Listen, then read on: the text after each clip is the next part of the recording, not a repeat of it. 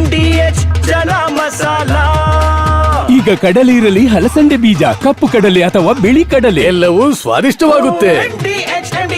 ಕೋಗಿಲು ಲೇಔಟ್ಗೆ ಶ್ಯಾಮ್ ಭಟ್ ಭೇಟಿ ಕೊಟ್ಟಿದ್ದಾರೆ. ಮಾನವ ಹಕ್ಕುಗಳ ಆಯೋಗದ ಅಧ್ಯಕ್ಷರಾಗಿರುವಂತಹ ಶ್ಯಾಮ್ ಭಟ್ ಅವರು ಇವತ್ತು ಕೋಗಿಲು ಲೇಔಟ್ಗೆ ಈಗಷ್ಟೇ ಭೇಟಿ ನೀಡಿ ಅಲ್ಲಿರುವಂತಹ ಸಂತ್ರಸ್ತರ ಜೊತೆಗೆ ಮಾತಾಡಿದ್ದಾರೆ.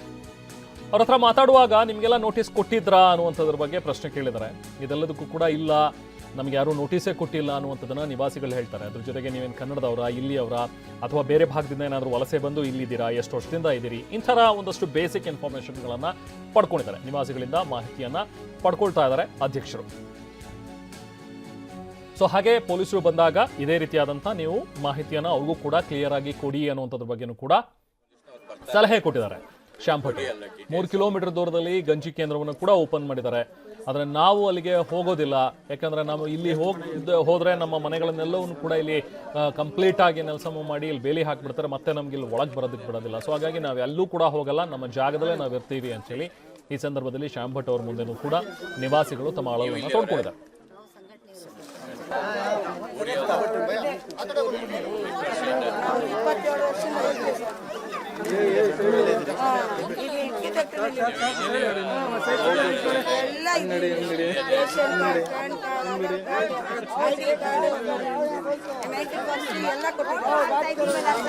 ಐದು ವರ್ಷ 5 ಸತಿ ನಾವು ಓಟ್ ಹಾಕಿದ್ದೀವಿ. 94 ಸೀಟ್ ಕೊಟ್ಟಿದ್ದಾರೆ.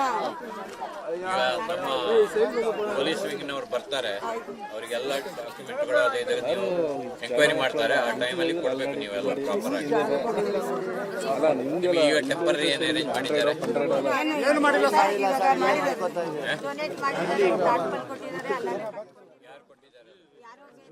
ಸೊ ಮಾನವ ಹಕ್ಕುಗಳ ಆಯೋಗದ ಅಧ್ಯಕ್ಷರಾಗಿರುವಂತಹ ಶ್ಯಾಮ್ ಭಟ್ ಅವರು ಇವತ್ತು ಅಲ್ಲಿರುವಂತಹ ನಿವಾಸಿಗಳ ಜೊತೆಗೆ ಮಾತನಾಡಿದ್ರು. ಅವರಿಂದ ಮಾಹಿತಿ ಪಡ್ಕೊಂಡು ಕೆಲವೊಂದಷ್ಟು ಸಲಹೆಯನ್ನು ಕೂಡ ಅವರಿಗೆ ನೀಡಿದ್ರು. ಅದಾದ್ಮೇಲೆ ಮಾತಾಡಿದ್ದಾರೆ ಮಾಧ್ಯಮಗಳ ಜೊತೆಗೆ. ಅವ್ರು ಏನು ಹೇಳ್ತಾರೆ ನೋಡೋಣ. ಈ ಪ್ರಕರಣಕ್ಕೆ ಸಂಬಂಧಪಟ್ಟಂತೆ ನಮ್ಮಲ್ಲಿ ಒಂದು ಸೋಮೋಟೋ ಕೇಸು ರಿಜಿಸ್ಟರ್ ಮಾಡಿಕೊಂಡಿದ್ದೇವೆ ನಾವು. ಅದಲ್ಲದೆ ಇವರು ನರಸಿಂಹಮೂರ್ತಿ ಅವರು ಒಂದು ಕೇಸ್ ರಿಜಿಸ್ಟರ್ ಮಾಡಿದ್ದಾರೆ. ನಾವು ಕೇಸ್ಗಳನ್ನು ರಿಜಿಸ್ಟರ್ ಮಾಡಿ ಗ್ರೇಟರ್ ಬ್ಯಾಂಗ್ಳೂರ್ ಅಥಾರಿಟಿ ಅವರ ಹತ್ರ ಕೂಡ ರಿಪೋರ್ಟ್ಸ್ ಕೇಳಿದ್ದೇವೆ. ಮೀನ್ವೈಲ್ ನಮ್ಮ ಪೊಲೀಸ್ ವಿಂಗ್ ಇದೆ, ಇನ್ವೆಸ್ಟಿಗೇಷನ್ ವಿಂಗ್, ಅಲ್ಲಿ ADGP ಅವರು ಮತ್ತು DYSPs ಇದ್ದಾರೆ. ಅವರಿಗೆ ಈ ಕೇಸನ್ನು ಎಂಕ್ವೈರಿ ಮಾಡಿ ರಿಪೋರ್ಟ್ ಕೊಡುವಂತೆ ಹೇಳಿದ್ದೇವೆ. ಅವರು ಆಲ್ರೆಡಿ ಬಂದಿದ್ದಾರೆ, ಎಂಕ್ವೈರಿ ಮಾಡ್ತಾ ಇದ್ದಾರೆ. ಇಲ್ಲಿ ಯಾರ್ಯಾರಿಗೆ ಏನೇನು ಸಂತ್ರಸ್ತರಿದ್ದಾರೆ ಅವರಿಗೆ ಸಂಬಂಧಪಟ್ಟಂಥ ದಾಖಲಾತಿಗಳನ್ನು ಅವರಿಗೆ ನೀಡಬೇಕು. ಅವರು ಎಂಕ್ವೈರಿ ಸಂದರ್ಭದಲ್ಲಿ ನಾವು ಆ ದಾಖಲಾತಿಗಳನ್ನು ನೀಡಿಕೊಂಡು ಮತ್ತು ಇಲ್ಲಿಗೆ ಸರ್ಕಾರದ ಜಾಗ ಆಗಿದ್ದರೆ ಅದಕ್ಕೆ ಏನು ಮಾಡಿದ್ದಾರೆ ಎಂಬ ರೆಕಾರ್ಡ್ಗಳನ್ನು ನೋಡಿಕೊಂಡು ನಾವು ಕೂಡಲೇ ಸರ್ಕಾರಕ್ಕೆ ಇದರ ಬಗ್ಗೆ ಶಿಫಾರಸನ್ನು ಮಾಡ್ತೇವೆ. ಮೀನ್ವೈಲ್ ಇಲ್ಲಿ ಒಂದು ಈಗ ಕಂಡು ಬಂದದ್ದು ಅಂತ ಹೇಳಿದ್ರೆ ಇವರಿಗೆ ತಾತ್ಕಾಲಿಕ ವ್ಯವಸ್ಥೆಯನ್ನು ಏನು ಮಾಡಲಿಲ್ಲ ಅಂತ ಹೇಳೋದನ್ನು ಇವರು ಹೇಳ್ತಾ ಇದ್ದಾರೆ. ಬಟ್ ರಿಪೋರ್ಟ್ಸ್ ಬಂದ ಪ್ರಕಾರ ಅಂದರೆ ಪೇಪರ್ ರಿಪೋರ್ಟ್ಸಲ್ಲಿ ಎಲ್ಲ ಗಂಜಿ ಕೇಂದ್ರ ಓಪನ್ ಮಾಡಿದ್ದೇವೆ ಅಂತ ಇದೆ. ಅದು ಏನೋ ಸ್ವಲ್ಪ ದೂರದಲ್ಲಿದೆ ಅಂತ ಹೇಳಿದ್ದಾರೆ. ಅದೇ ಆಗಿಲ್ಲ ಅಂತ ಹೇಳ್ತಾ ಇದ್ದಾರೆ, ದೂರದಲ್ಲಿದೆ ಅಂತ ಒಂದು ಮಾಹಿತಿ ಇದೆ. ಅದನ್ನು ಕೂಡ ನೋಡಿಕೊಳ್ತೇವೆ ನಾವು. ಅದರ ಬಗ್ಗೆ ಏನು ಕ್ರಮ ತಗೊಳ್ಬೇಕು ಅಂತ ಹೇಳಿ ಒಂದು ಶಿಫಾರಸನ್ನು ಟೆಂಪರರಿ ಆಗಿ ಅಂದರೆ ತಾತ್ಕಾಲಿಕವಾಗಿ ಒಂದು ಶಿಫಾರಸನ್ನು ಮಾಡ್ತೇವೆ. ಆ ನಂತರ ಡೀಟೇಲ್ ಎಂಕ್ವೈರಿಯದ್ದು ರಿಪೋರ್ಟ್ ಕೊಡ್ತೇವೆ. ಅಲ್ಲ, ಈಗಿನ ಅವರ ಮೇಲ್ನೋಟಕ್ಕೆ ಅವರು ಹೇಳುವ ಪ್ರಕಾರ ಮಾನವ ಹಕ್ಕುಗಳ ಉಲ್ಲಂಘನೆ ಆದ ಹಾಗೆ ಕಾಣ್ತಾ ಇದೆ. ಆದರೆ ಡಾಕ್ಯುಮೆಂಟ್ಸ್ ನಾವು ಪರಿಶೀಲಿಸದೆ ಯಾವುದನ್ನು ಹೇಳುವಾಗಿಲ್ಲ. ಈಗ ಸರ್ಕಾರದ ಜಾಗೆಯಾಗಿದ್ದು ಸರ್ಕಾರದವರು ನೋಟಿಸ್ ಕೊಟ್ಟು ಕಾನೂನು ಪ್ರಕಾರ ಅವರು ಏನು ಕ್ರಮ ತಗೊಂಡಿದ್ದಾರೆ ಅಂತ ಹೇಳೋದನ್ನು ಕೂಡ ಅವರ ರಿಪೋರ್ಟನ್ನು ನಾವು ಪಡ್ಕೊಂಡು ನಾವು ಏನಾದರೂ ತೀರ್ಮಾನ. ಇದ್ರ ಬೆನ್ನಲ್ಲೇ ಈಗ ಕೋಗಿಲು ಲೇಔಟ್ ಸಂತ್ರಸ್ತರಿಗೆ ಸರ್ಕಾರದಿಂದ ಏನು ಮನೆ ಕಟ್ಕೊಡ್ತಾರೆ ಅನ್ನುವಂಥದ್ರ ಬಗ್ಗೆ ಈಗ ಮಾಹಿತಿ ಹೊರಬಿದ್ದಿದೆ. ಈ ಸರ್ಕಾರದ ಕ್ರಮಕ್ಕೆ ಬಿಜೆಪಿ ನಾಯಕರು ಪ್ರತಿಕ್ರಿಯೆ ನೀಡ್ತಾ ಇದ್ದಾರೆ, ಆಕ್ರೋಶ ವ್ಯಕ್ತಪಡಿಸ್ತಾ ಇದ್ದಾರೆ. ಇವರೆಲ್ಲರೂ ಮುಸ್ಲಿಮರ ಓಲೈಕೆ ಮಾಡೋದಕ್ಕೆ ಮುಂದಾಗಿದ್ದಾರೆ ಅನ್ನೋದು ಬಿಜೆಪಿ ನಾಯಕರ ಆರೋಪ. ಪಿಣರಾಯಿ ವಿಜಯನ್ ಕಾಂಗ್ರೆಸ್ ವಿರುದ್ಧ ಸಿಡಿಮಿಡಿಗೊಂಡ್ರು, ಒಂದು ಟ್ವೀಟ್ ಮಾಡಿದ್ರು. ಟ್ವೀಟ್ ಮಾಡಿದ ತಕ್ಷಣ ಮನೆ ಕಟ್ಸ್ಕೊಡಕ್ ಹೋಗ್ತಾ ಇದ್ದೀರಿ ನೀವು. ರಾಜಕಾಲುವೆ ಒತ್ತುವರಿ ಮಾಡಿದಂತ ಹಿಂದೂಗಳಿಗೆ ಮನೆ ಭಾಗ್ಯ ಇಲ್ಲ, ಹಿಂದೂಗಳು ಅನ್ನೋ ಕಾರಣಕ್ಕೆ ನೀವು ಬೀದಿಗೆ ಹಾಕಿದ್ರಿ ಅವ್ರನ್ನ. ಆದ್ರೆ ಈಗ ಇವರು ಇಲ್ಲಿ ಕೋಗಿಲು ಕ್ರಾಸ್ನಲ್ಲಿ ಇವ್ರನ್ನೆಲ್ಲರೂ ಕೂಡ ನೆಲಸಮಗೊಳಿಸಿ ಈಗ ಅವ್ರಿಗೆ ಮನೆಗಳನ್ನು ಬೇರೆ ಕಟ್ಸ್ಕೊಡ್ತಾ ಇದ್ದಾರೆ ಅಂತ ಅಶೋಕ್ ಮಾತಾಡ್ತಾರೆ. ಇವತ್ತು ಮಂಗಳೂರು ಒಂದರಲ್ಲೇ ಸುಮಾರು 130ಕ್ಕೂ ಹೆಚ್ಚು ಡ್ರಗ್ ಪ್ಲೆಡ್ಡರ್ಸ್ ಏನಿದ್ದಾರೆ, ಮಾಫಿಯಾ ಏನಿದೆ, ಜೈಲುಗಳಲ್ಲಿದ್ದಾರೆ. ಬೆಂಗಳೂರು ಜೈಲಂತೂ ನೀವು ಬಿಟ್ಬಿಡಿ. ಇದು ಯಾವ ರೆಸಾರ್ಟು? ನಮ್ಮ ಮಂಥನ್ ರೆಸಾರ್ಟ್. ಇದು ಈ ಜೈಲುಗಳಲ್ಲೆಲ್ಲ ಈಗ ನಿಮ್ಗೆ ಏನು ಬೇಕು ಎಲ್ಲ ಸಿಗುತ್ತೆ ಅಲ್ಲಿ, 5 ಸ್ಟಾರ್ ಫೆಸಿಲಿಟಿ. ಬೆಂಗಳೂರು ಜೈಲುಗಳಲ್ಲಿ ಇಲ್ಲಿ ಯಾರೋ ಮುಸ್ಲಿಮರಿಗೆ ಮನೆ ಹೊಡೆದಾಕಿದ್ದಾರೆ ಅಂತ ಹೇಳ್ಬಿಟ್ಟು ಅಕ್ರಮವಾಗಿ ವಲಸೆ ಬಂದಿದ್ದು. ಹೌದು, ನಾನು ಹೇಳ್ತಾ ಇದ್ದೀನಿ, ಇವ್ರು ಯಾರು ಬಂದಿರೋರು, ಯಾರು ಇವರು ವಲಸೆ ಬಂದಿರೋರು? ಮುಖ್ಯಮಂತ್ರಿನೇ ಹೇಳಿದ್ದಾರೆ ಇವರು ನಮ್ಮವರಲ್ಲ ಅಂತ ಹೇಳಿದ್ದಾರೆ. ಮುಖ್ಯಮಂತ್ರಿ ಅವ್ರ ಸ್ಟೇಟ್ಮೆಂಟಲ್ಲೇ ಹೇಳಿದ್ದಾರೆ ಅವರು ಬೇರೆಯವರು ಅಂತ ಹೇಳಿ. ಯಾರು ಬಾಂಗ್ಲಾದೇಶದಿಂದ ಬಂದವರ, ಪಾಕಿಸ್ತಾನದಿಂದ ಬಂದವರ? ಇವ್ರ ಪರವಾಗಿ ಯಾಕೆ ಕೇರಳದವ್ರು ಬ್ಯಾಟಿಂಗ್ ಮಾಡ್ತಾ ಇದ್ದಾರೆ? ಅವ್ರ ಪ್ರೀತಿ ಇದ್ರೆ ಕರ್ಕೊಂಡೋಗಿ ಕೇರಳದಲ್ಲಿ ಅವ್ರಿಗೆ ದೊಡ್ಡ ದೊಡ್ಡ ಬಂಗ್ಲೆ ಕಟ್ಕೊಳ್ರಿ. ನೀವ್ಯಾರು ಕರ್ನಾಟಕದ ನೆಲ ಕೇಳಕ್ಕೆ ನಿಮ್ಗೇನು ಅಧಿಕಾರ ಇದೆ? ಇಷ್ಟು ಕೇಳಿದ್ರು ಕೂಡ ಇಲ್ಲಿನ ಕಾಂಗ್ರೆಸ್ ಸರ್ಕಾರ, ಸಿದ್ದರಾಮಯ್ಯ ಹೇಳ್ತಾರೆ ಅವ್ರನ್ನ ತೆರವು ಮಾಡಿಬಿಟ್ಟಿದ್ದೀರಿ, ಅವ್ರಿಗೆ ಆಲ್ಟರ್ನೇಟಿವ್ ಜಾಗ ಕೊಡ್ತೀನಿ ಅಂತ ಹೇಳ್ತಾರೆ. ನಾಚಿಕೆ ಆಗಲ್ಲ ನಿಮಗೆ? ಕರ್ನಾಟಕ ಸರ್ಕಾರ ಯಾರು ರೂಲ್ ಮಾಡ್ತಾ ಇದ್ದಾರೆ? ಆ ಕೇರಳದ ಜನರಲ್ ಸೆಕ್ರೆಟರಿ ಇದ್ದಾರಲ್ಲ, ಯಾರು? ವೇಣುಗೋಪಾಲ್. ಕೇರಳದ ಮುಖ್ಯಮಂತ್ರಿ ಪಿನರಾಯಿ ಟ್ವೀಟ್ ಮಾಡ್ತಾರೆ, ಅನ್ಯಾಯ ಮಾಡ್ತಾ ಇದ್ದಾರೆ ಮುಸ್ಲಿಮರಿಗೆ ಅಲ್ಲಿ. ಅದು ಹಾಳಾಗೋಯ್ತು. ಏನೋ ಟ್ವೀಟ್ ಮಾಡಿದ್ದಾನೆ, ಜ್ಞಾನ ಇರಲಿಲ್ಲ, ಬುದ್ಧಿ ಇಲ್ಲ, ಮುಖ್ಯಮಂತ್ರಿಯಾಗಿ ಅವ್ರಿಗೇನೋ ಜ್ಞಾನ ತಪ್ಪಿರಬೇಕು, ಮಾಡಿದ್ದಾರೆ. ಈಗ ನಿಯೋಗ ಬಂದ್ಬಿಟ್ಟಿದೆ ಅಲ್ಲಿನ ಕರ್ನಾಟಕ.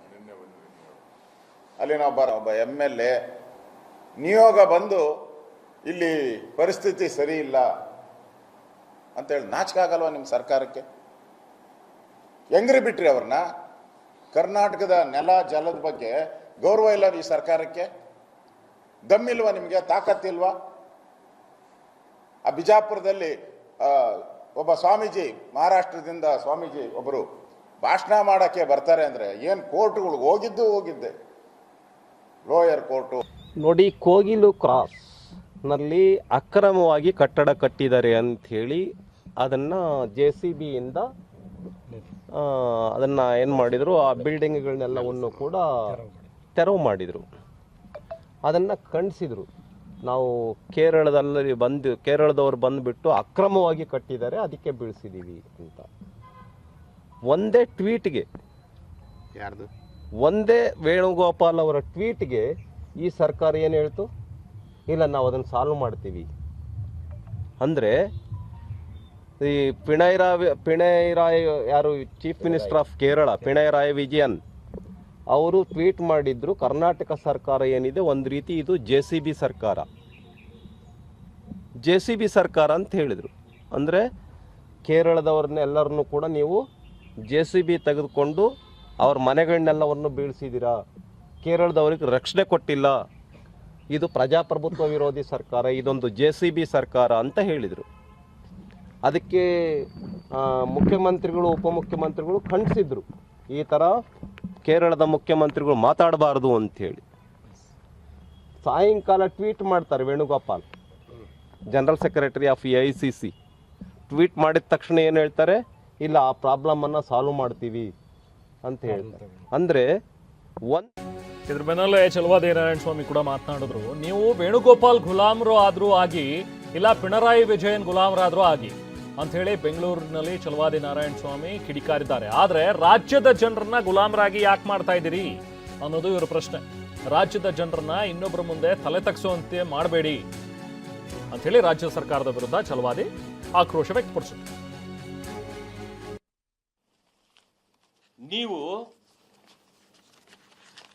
ನೀವು ಯಾರು ಗುಲಾಮರಾದ್ರೂ ಆಗ್ರಿ, ನೀವು ವೇಣುಗೋಪಾಲ್ ಅವರ ಗುಲಾಮರು ಬೇಕಾದ್ರೂ ಆಗ್ರಿ, ಪಿಣರಾಯಿ ವಿಜಯನ್ ಅವರ ಸರ್ಕಾರದ ಗುಲಾಮರಾದ್ರೂ ಆಗ್ರಿ, ಕಾಂಗ್ರೆಸ್ನವರು, ನಮಗೆ ಅದರ ಬಗ್ಗೆ ಆಕ್ಷೇಪಣೆ ಇಲ್ಲ. ಆದರೆ ನನ್ನ ರಾಜ್ಯದ ಜನರನ್ನ ಗುಲಾಮರಾಗಿ ಇನ್ನೊಬ್ಬರ ಮುಂದೆ ತಲೆ ಬಗ್ಗಿಸುವಂತೆ ಮಾಡಬೇಡ್ರಿ. ನಿಮಗೆ ಆ ಅಧಿಕಾರ ಯಾರೂ ಕೊಟ್ಟಿಲ್ಲ. ನಮ್ಮ ರಾಜ್ಯದ ಜನರನ್ನ ನೀವಿವತ್ತು ಕೇರಳ ಸರ್ಕಾರದ ಮುಂದೆ ನೀವು ಮಂಡಿ ಊರಿ ನಮ್ಮ ಜನರನ್ನ ಅಲ್ಲಿ ಮಂಡಿ ಊರಿಸುವ ಕೆಲಸ ಮಾಡ್ತಾ ಇದ್ದೀರಿ. ಇದು ಗುಲಾಮಗಿರಿಯ ಒಂದು ಹೆಜ್ಜೆ ಅಂತ ಹೇಳಲಿಕ್ಕೆ ನಾನು ಬಯಸ್ತೇನೆ. ವಾಹ್, ಯಾಕೆ ಈಗ ಬಂತ ಸ್ವಾದ? ಖಂಡಿತ ಈಗ ಬಂತು ಅಸಲಿ ಸ್ವಾದ. MDH chunky chaat masala life ಅಲ್ಲಿ ಅಸಲಿ ಸ್ವಾದ ತರುತ್ತೆ. ಅಸಲಿ ಮಸಾಲ, ಎಸ್ ಎಸ್ MDH